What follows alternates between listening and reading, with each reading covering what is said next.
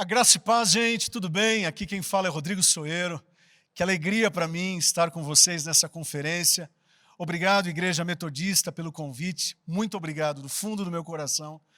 Para quem não me conhece, eu sou Rodrigo, esposo da Tatiane, pai do Davi, pai do Lorenzo, pastor da ADAI, Assembleia de Deus Alto do Ipiranga. Enfim, é um privilégio mesmo estar aqui nessa conferência tão especial. Espero que esse momento de reflexão bíblica abençoe muito a tua vida, a vida dos teus amigos, da tua família. Amém?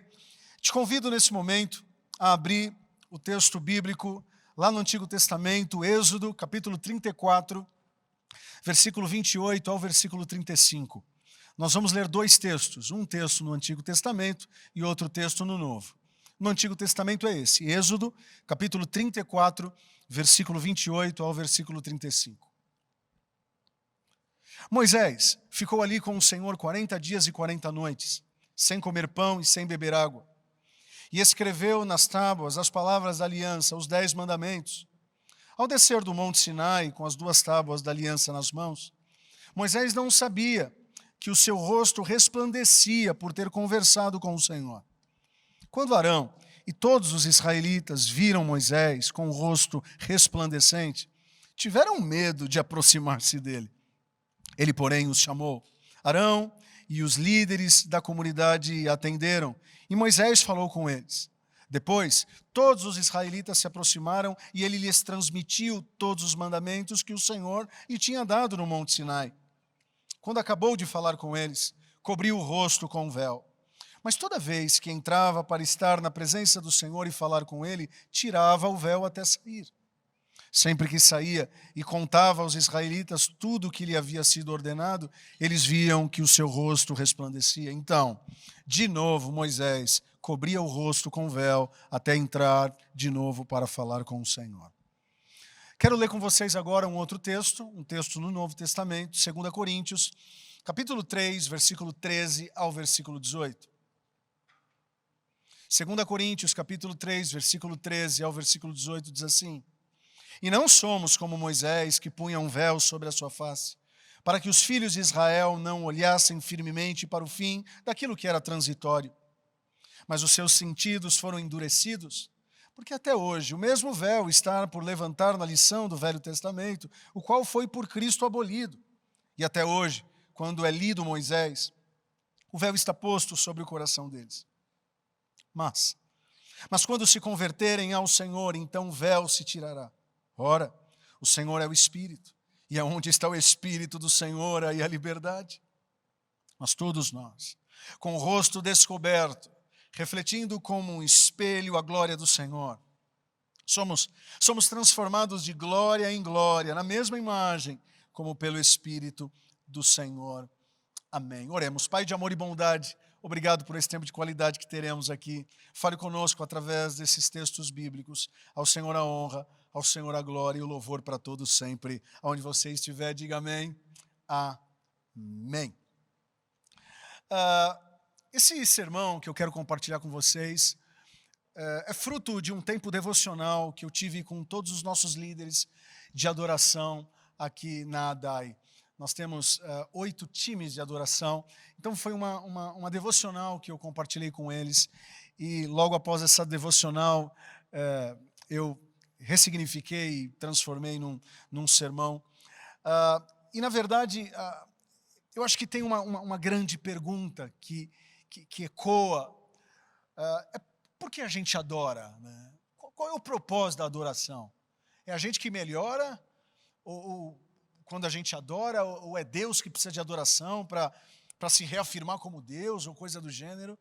Eu acho que essa é a pergunta. Se eu pudesse dar um título para esse sermão, eu colocaria esse título: Por que nós adoramos? Uma pergunta.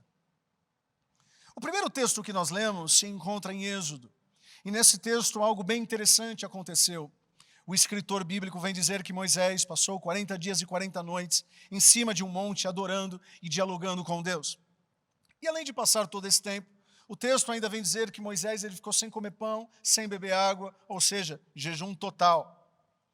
Quando Moisés finalmente desceu desse encontro de adoração e diálogo com Deus em cima do monte, ele desce com as tábuas da lei contendo os famosos 10 mandamentos. Mas olhem só, no momento que ele desceu do monte e reencontrou algumas pessoas lá embaixo, o texto vem dizer que o rosto de Moisés resplandecia. Algo enigmático assim, né? Ou seja, na face dele havia um brilho intenso que não era comum. Agora, o mais interessante é que Moisés não tinha se ligado nisso. Ele não tinha se ligado que o rosto dele estava diferente. A galera estava vendo que o rosto dele estava diferente, mas ele não se tocou. Ele foi, então, começar a notar que o rosto dele estava meio diferente, quando o povo meio que começou a olhar ele de maneira estranha. Tanto é verdade que o texto vem dizer, olhem só, Moisés não sabia que o seu rosto resplandecia por ter conversado com o Senhor. Quando Arão e todos os israelitas viram Moisés com o rosto resplandecente, tiveram medo de aproximar-se dele. O rosto dele estava tão doidão, no bom sentido da palavra, que a galera começou a ter medo do Moisés. Ou seja, a presença do Senhor foi tão intensa no diálogo com o Moisés que refletia isso na sua face. A presença do Senhor foi tão poderosa nesse encontro que transformou de maneira incrível a sua fisionomia.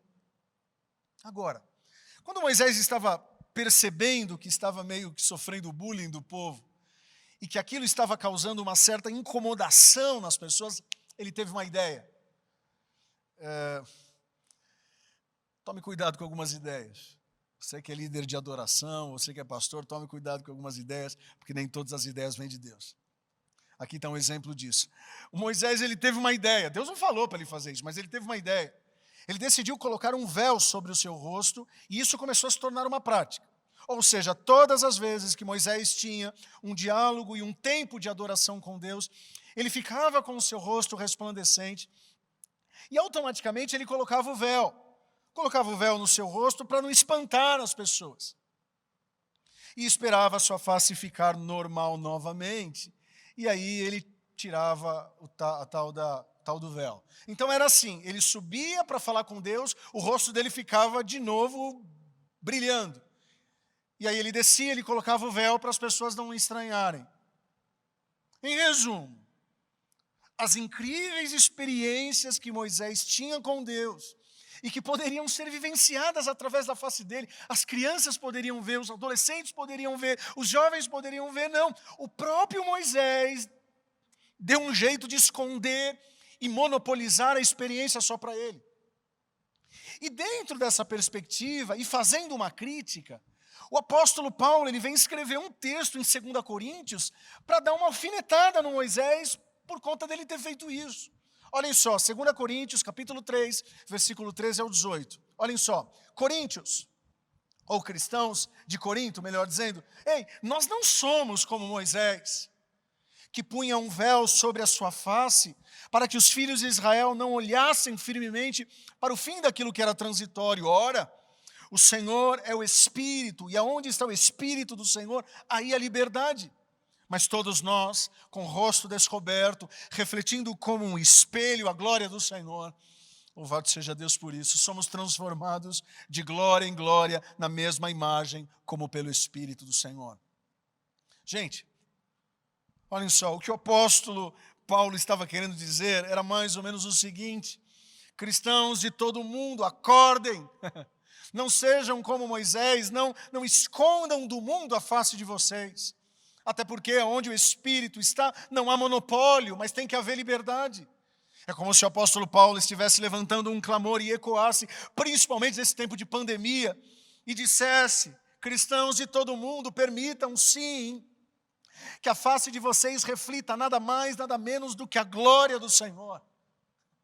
É como se Paulo estivesse falando, se Moisés teve a medíocre ideia de se esconder e guardar Deus apenas para ele, não façam isso. Permaneçam sempre na presença do Senhor, e essa presença será tão significativa que vocês serão transformados de glória em glória. Não para a glória de vocês, mas também não para mostrar a face de vocês mesmos, não. Mas para revelar a face daquele que não está mais preso num véu de pano ou preso em cima de um monte, não, mas para revelar a face daquele que vive dentro de vocês, até porque vocês são templo do Espírito Santo. É como se o apóstolo Paulo estivesse falando isso. Em resumo, Se para Moisés refletir no seu rosto a glória de Deus era um problema, para nós cristãos, não. Para nós isso deve ser a grande oportunidade de se revelar aos outros, ou de mostrar aos outros o quanto nós parecemos com Jesus. Se Moisés escondia Deus das pessoas, nós cristãos não podemos. Eu quero chamar a atenção de vocês para esse versículo. Mas todos nós, com o rosto descoberto, refletindo como espelho a glória do Senhor, somos transformados de glória em glória na mesma imagem, como pelo Espírito do Senhor. A palavra grega para transformado nesse texto é metamorfose. É a mesma palavra usada para descrever o que aconteceu com Jesus no Monte da Transfiguração, em Mateus 17, e é a mesma palavra usada no processo pelo qual a lagarta se transforma em uma linda borboleta. Ou seja, quando adoramos com os nossos rostos voltados para Jesus e fazemos da adoração um estilo de vida de domingo a domingo, Deus nos faz cada vez mais parecidos com Ele. Ei, gente, adoração não é sobre nós, mas é sobre Deus. Deixa eu falar uma coisa, Deus não precisa da nossa adoração. Deus não é um ser cósmico, inseguro, que espera que os seus adoradores o adorem para ele ficar mais Deus do que ele é. Não! Sabe por que ele não precisa da nossa adoração? Porque ele não muda. Agora, quando nós adoramos a Deus, nós mudamos. Melhor exemplo disso é a mulher samaritana.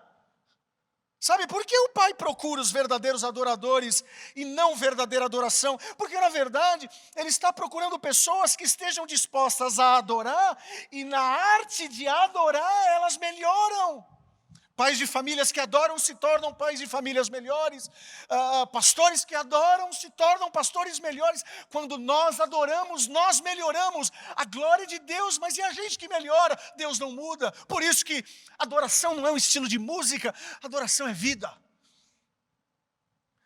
Agora, não simplesmente num culto que a gente levanta a mão por 2 horas e permanece do mesmo jeito. Não. Por isso que em todo tempo, seja a nossa vida devocional, seja a nossa vida pública, privada ou íntima, nós precisamos ser encontrados por Deus como verdadeiros adoradores que o adoram em espírito e em verdade. Ei, a mulher samaritana chegou em adultério no poço. Ela saiu missionária. Por quê? Porque ela adorou o Messias. Ei, olha só, quando a gente adora, a gente melhora. Quando a gente adora, a gente cresce em caráter, em comportamento. Você se encontra no meio de uma guerra, adore o Deus da paz e você vai encontrar paz. Você precisa de sabedoria, adore o Deus de toda a sabedoria e você vai encontrar sabedoria. Você se depara com a impossível tarefa de amar incondicionalmente os que não são amáveis, adore o Deus do amor e você vai aprender a amar. Concluo esse sermão com um lindo parágrafo de um autor desconhecido, que diz assim, abre aspas, quanto mais nós adoramos e comemoramos celebrar quem e o que somos em Cristo, menos consumidos seremos pelo caos e mais comprometidos estaremos com a semelhança de Cristo no mundo e para o mundo. Sabe por que adoramos? Sabe por que somos uma igreja que adora? Adoramos porque queremos mudar. Adoramos porque queremos ser melhores do que somos hoje.